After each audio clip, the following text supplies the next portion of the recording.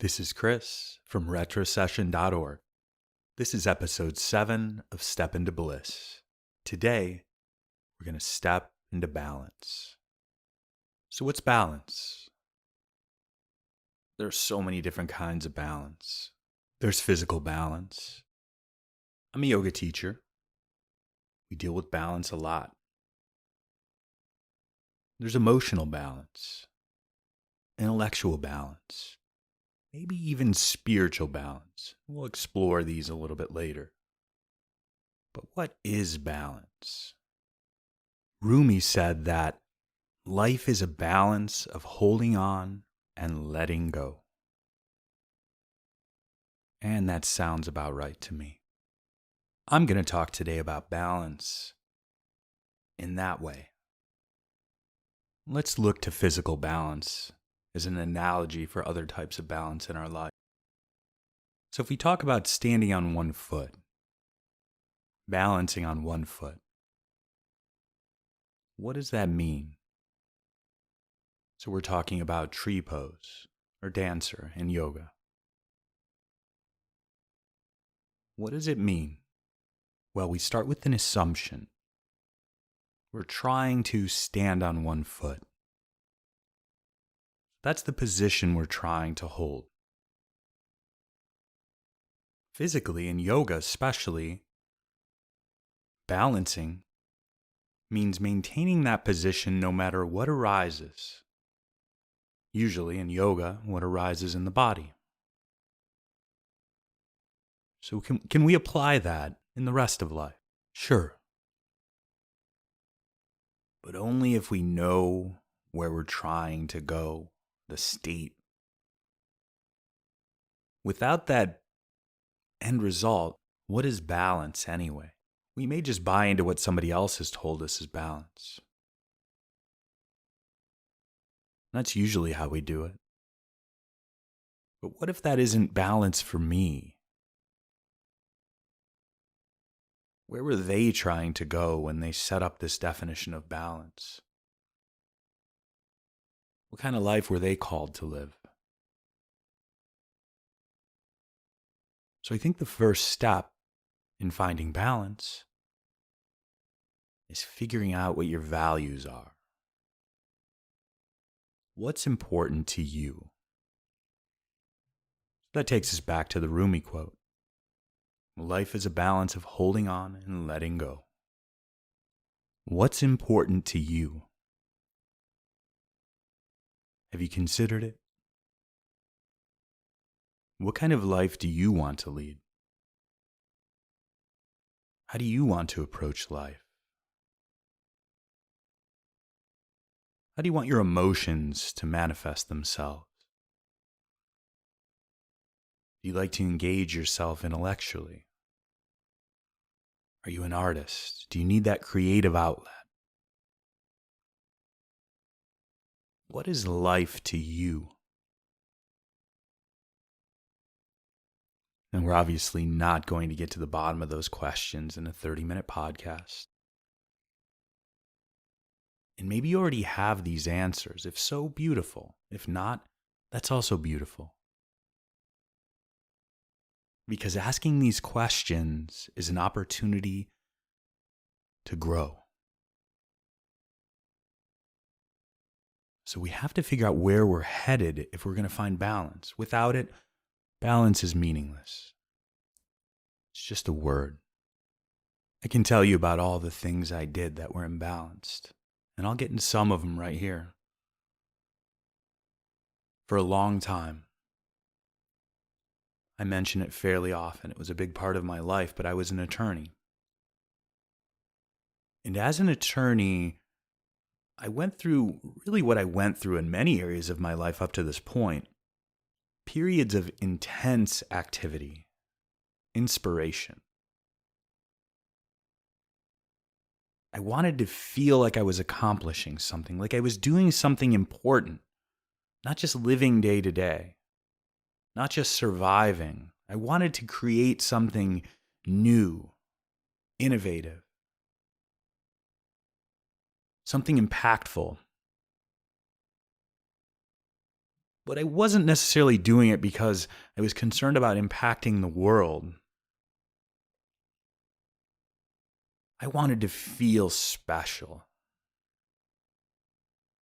And for me, this was where most of the imbalance came from.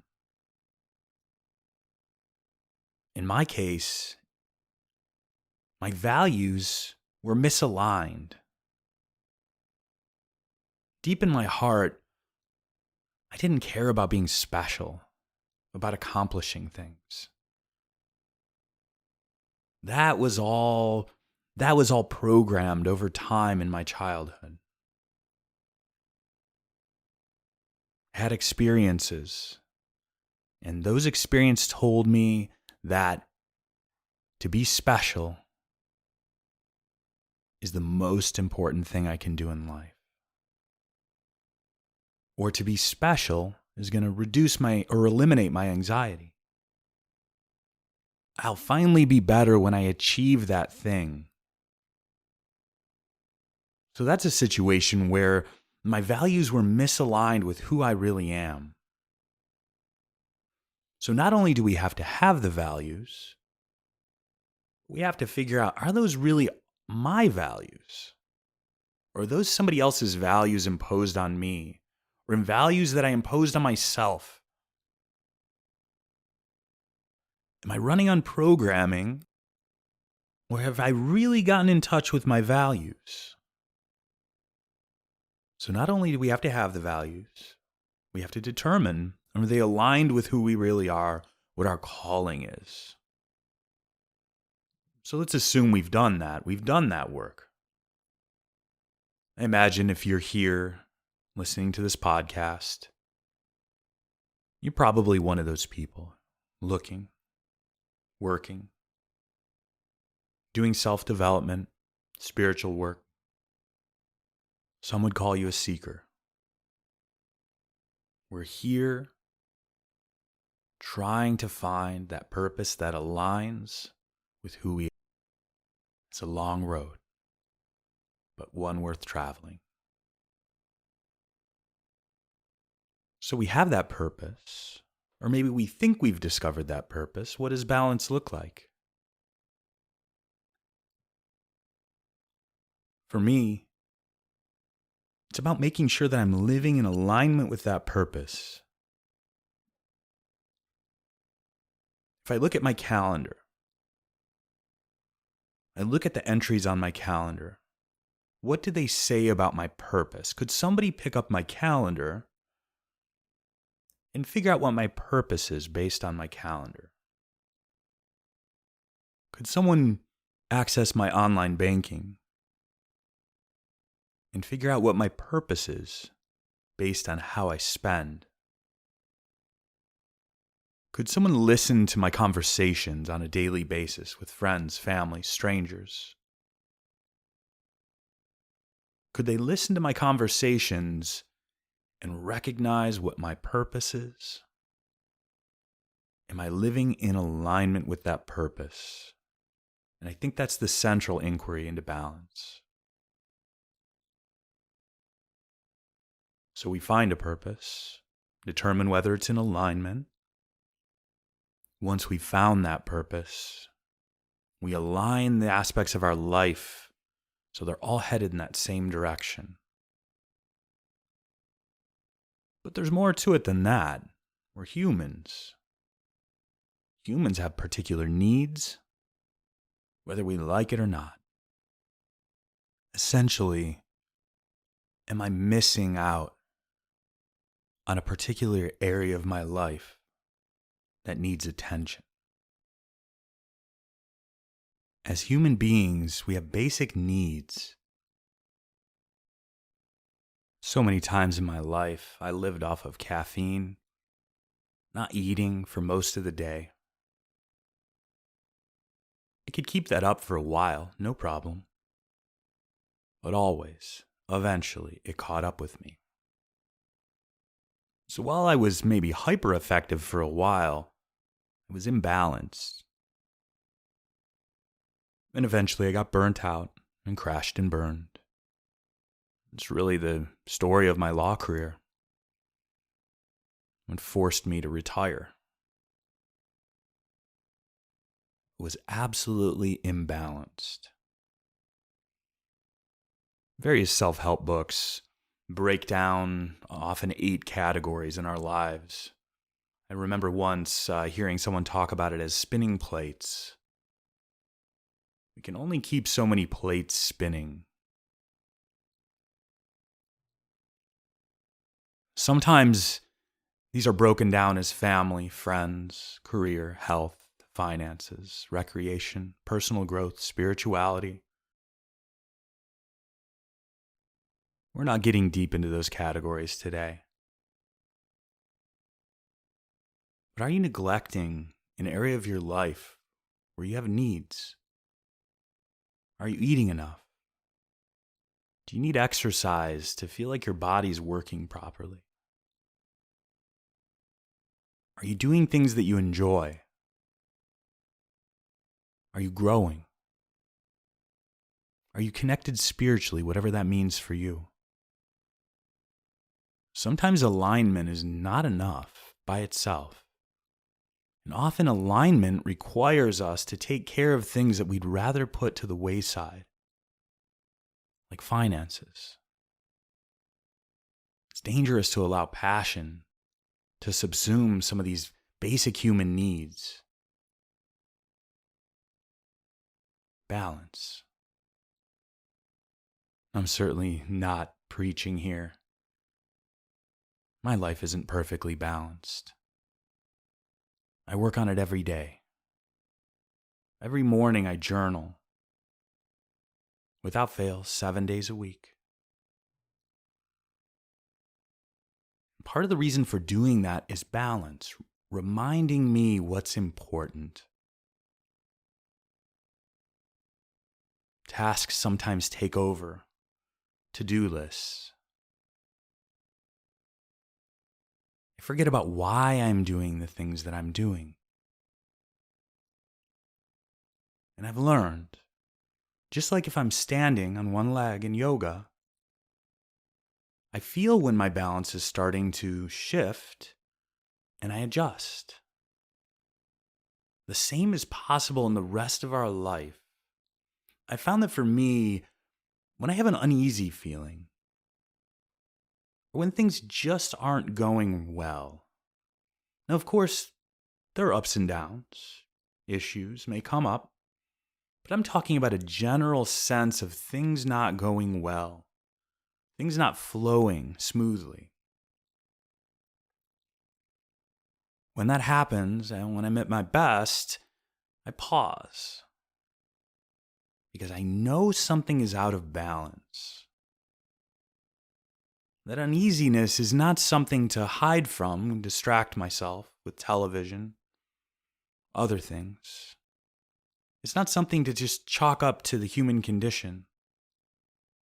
Those signals are important for telling us when we're out of balance. It's where toxic positivity can wreak so much havoc. Toxic positivity tells us to keep a positive attitude no matter what. And while there's some wisdom there, there's a caveat. If we force away those negative signals, the uneasiness, if we disregard them and tell ourselves that everything is okay, we're missing an important message. Fortunately, most of the time, the uneasiness doesn't have to take the form of a nervous breakdown. I've certainly been there.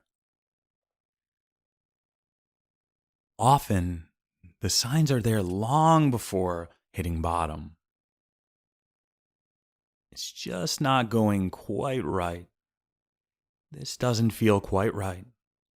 But I've learned how to power through, so I'm going to power through. Gosh, I remember back to an early age learning how to run. And I remember learning internally, no one told me this, but I learned how to power through the pain. And there are many situations where that is the path. Powering through the pain is one thing to get to the goal, But disregarding the signals that tell us when we're out of balance is another altogether. Yes, we can persist. We can persist through the uneasiness, whatever our signal is when things are off balance. We don't have to disregard it. Sitting with that uneasiness, hearing its message, can be so important to maintaining balance. So what's out of balance in your life?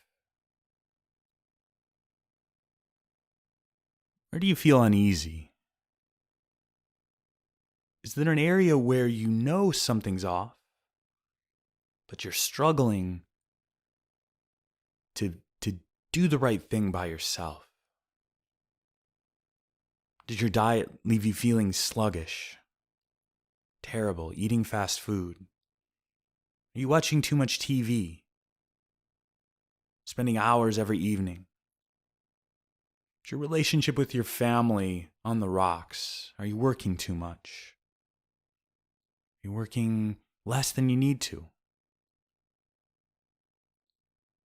I can't tell you. Only you.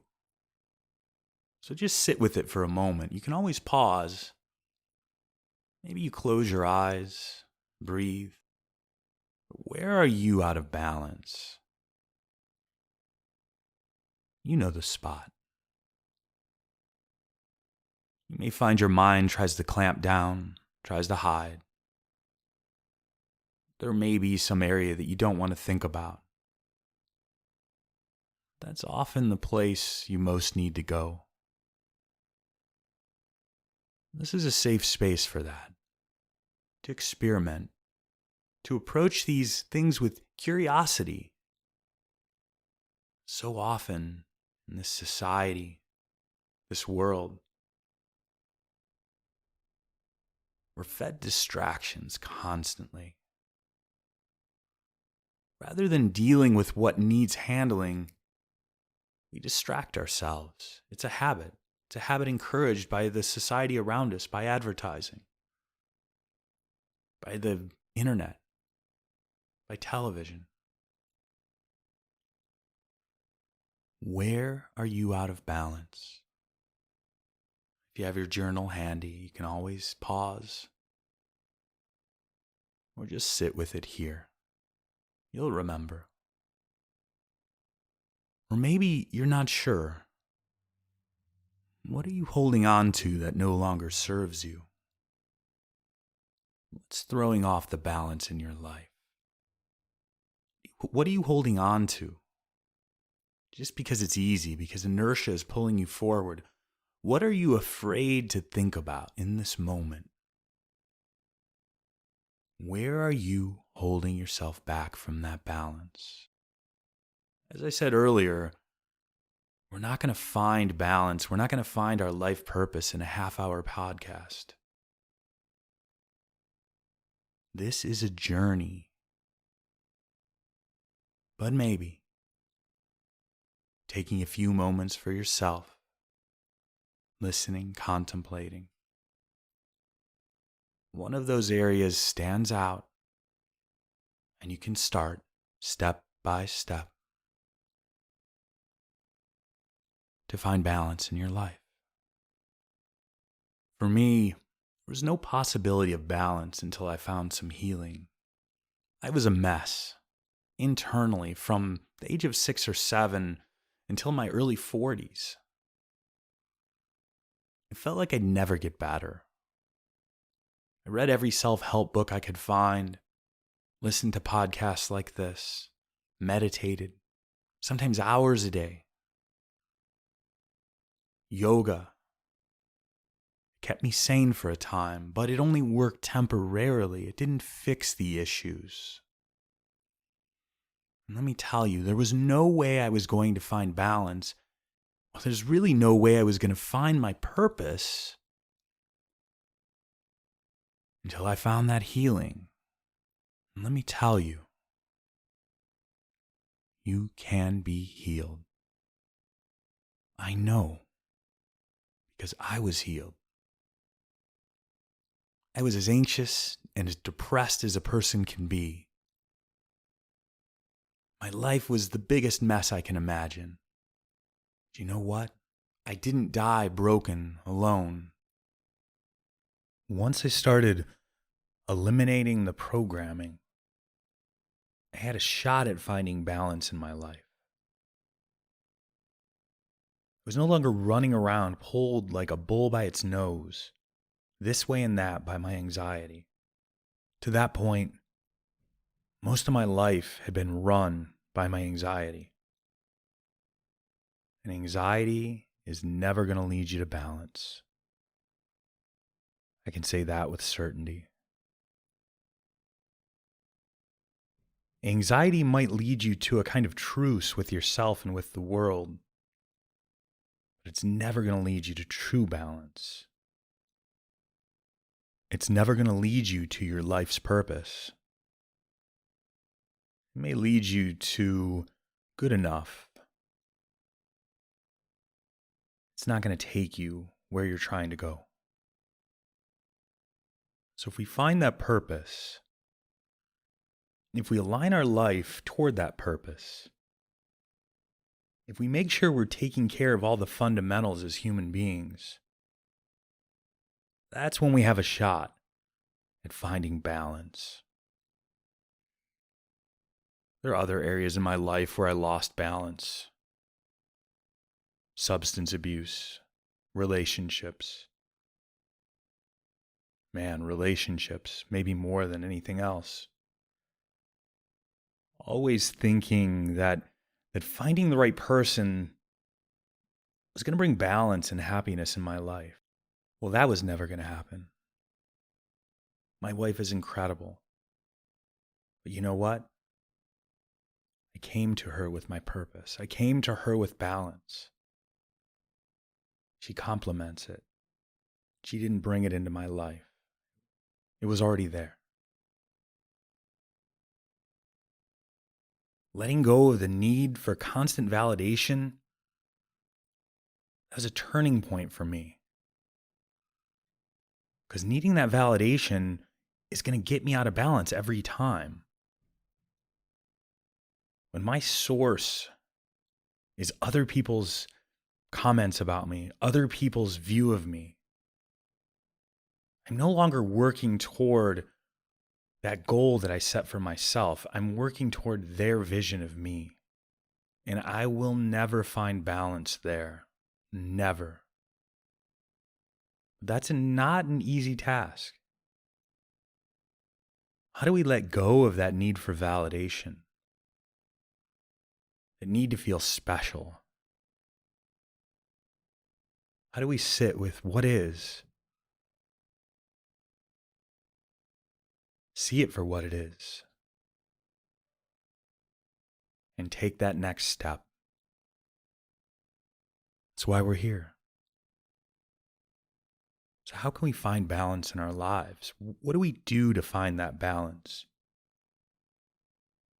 As I said, we find healing. It's going to help on that road to balance. Also, knowing where we're headed. What are we balancing? Absolutely essential. So identifying our core values is really the first step in this process. Taking care of ourselves. Making sure we're getting what we need as beings inhabiting bodies. Practicing mindfulness. Let's do that now. Just settle in where you're seated or lying down. And just breathe. Not controlling the breath, not trying to do anything in particular with it. Just breathing. Notice your breath.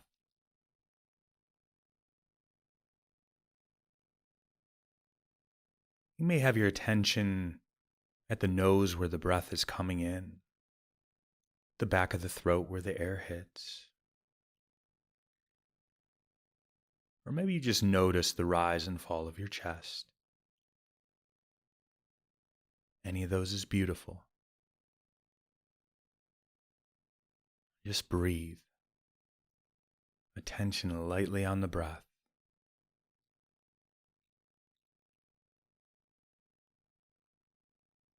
If distractions come in, and they will, just gently and lovingly bring your attention back to your breath.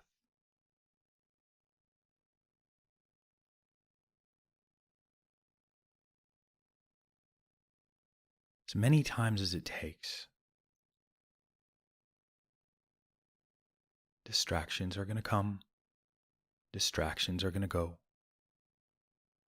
Gently bring your attention to your breath.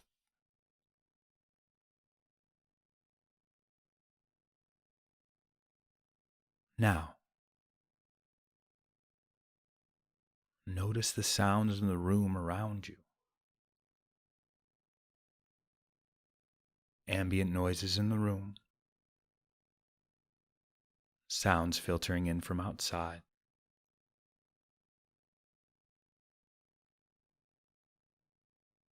Maybe you hear the wind rushing. Noises from another room. And just notice. Not judging or thinking about those sounds, just floating in the midst of them all.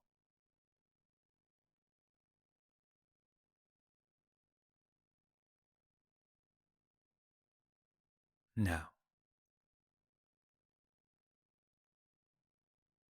shift your attention to your body. Notice where it's supported by the chair, the bed, the floor, wherever you are. The places your body touches that support. Same as with the breath. If distractions come in, just gently and lovingly bring your attention back to the sensation of support. The weight of the body supported.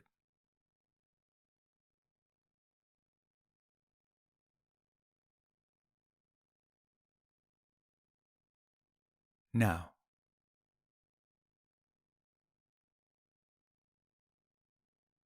shift your attention to your emotions. What's your current emotional state? Happy, sad, uneasy? What are you feeling right now? Same thing. Distractions come in, just gently and lovingly come back to the sensation of the emotions in your body right now.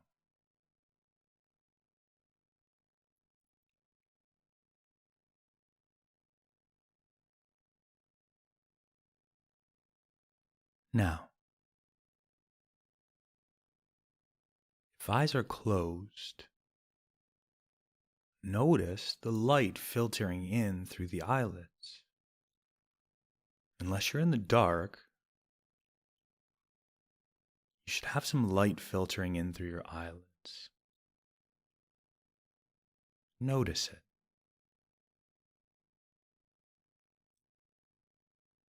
And then, you may blink your eyes open, especially if you're in the dark. Just glance around, same light attention on the things you're seeing, noticing their shape, their color. Not thinking about them, just noticing. Distractions come in, no big deal. Just gently and lovingly come back to the things you see around you. As many times as it takes. Distractions aren't a big deal.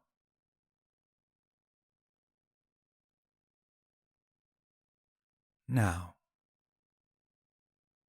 eyes still open. Notice everything that is right now. Your breath,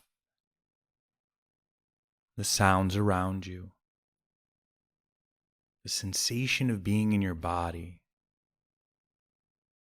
your emotions, what you see around you.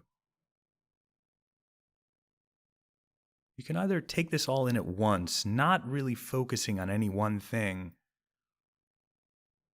or maybe you allow the mind to flit from thing to thing, sights, sounds, sensations, emotions.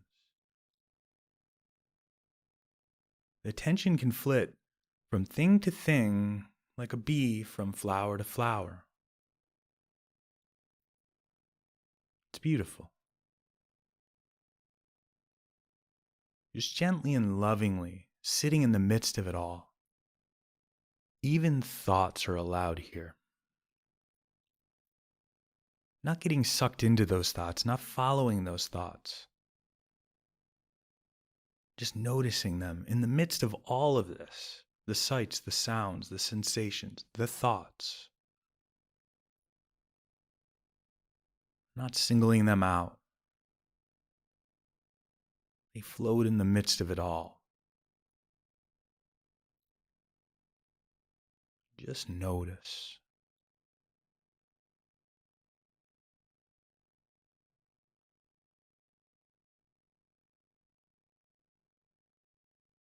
Here in the midst of it all, the intersection of all of that is you. You, as you are. Awareness in the center of all these things. That's it. That's mindfulness. Noticing where you are.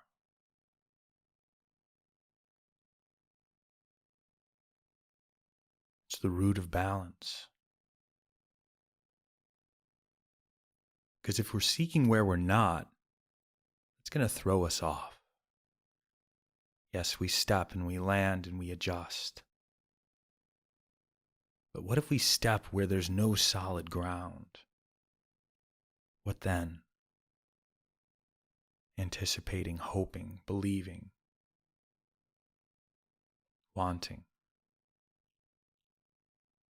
What then?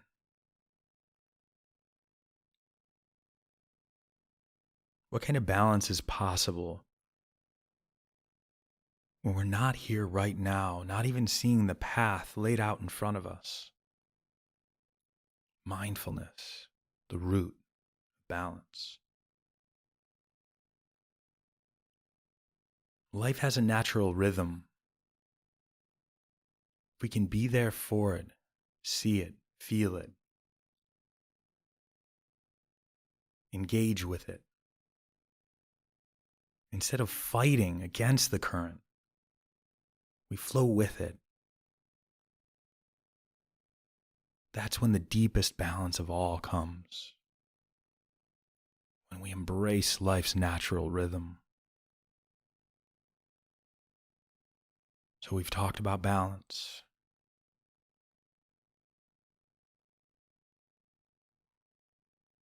We've looked at how we start to attain balance, how healing, having a purpose, how they serve toward finding balance in our lives.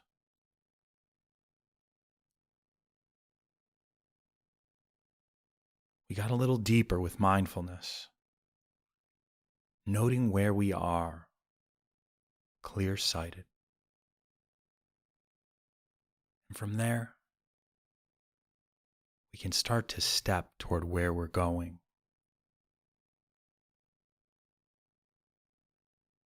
Thanks so much for joining me today. This is Chris from retrosession.org. Until next time.